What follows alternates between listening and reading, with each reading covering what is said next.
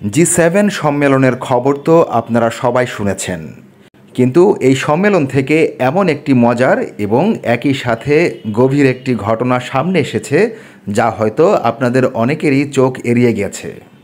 কি সেই ঘটনা? চলুন শুরু করা যাক। কানাডার কানানাস্কিসে আয়োজিত জি7 সম্মেলনে বিশ্ব নেতারা যখন গুরুত্বপূর্ণ বৈশ্বিক বিষয় নিয়ে আলোচনা করছিলেন, ঠিক তখনই ঘটে গেল এক দারুণ মুহূর্ত। পর্তুগালের হয়ে ইউরোপীয় কাউন্সিলের প্রেসিডেন্ট অ্যান্তোনিও কস্তা, যিনি 2014 সাল থেকে এই পদে আছেন, তিনি আমেরিকার প্রেসিডেন্ট ডোনাল্ড ট্রাম্পের জন্য নিয়ে এলেন এক বিশেষ উপহার।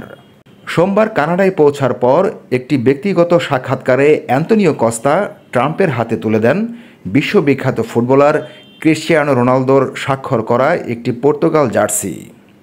ভাবুন তো একবার, রোনালদোর সই করা জার্সি।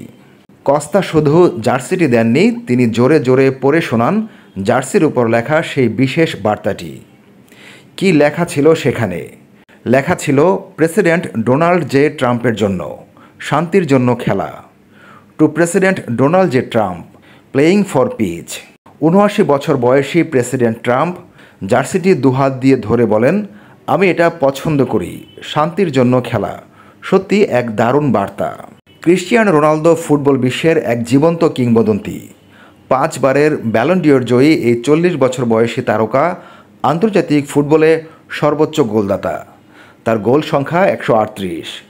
সম্প্রতি তিনি পর্তুগালকে ওয়েফা নেশনস লিগের শিরোপা জিতিয়েছেন। বর্তমানে আল নাসেরের হয়ে খেলা এই ফরওয়ার্ডের আগামী বছর কানাডা, মেক্সিকো এবং যুক্তরাষ্ট্রে অনুষ্ঠিতব্য বিশ্বকাপে পর্তুগালের হয়ে খেলার কথা রয়েছে। এই ঘটনাটি শুধু একটি উপহারের আদান প্রদান ছিল না, এটি ছিল খেলার মাধ্যমে শান্তির এক শক্তিশালী বার্তা। যেখানে বিশ্ব নেতারা বৈশ্বিক সমস্যা সমাধানে ব্যস্ত, সেখানে ফুটবলার রোনালদোর এই উদ্যোগ সত্যিই প্রশংসনীয়।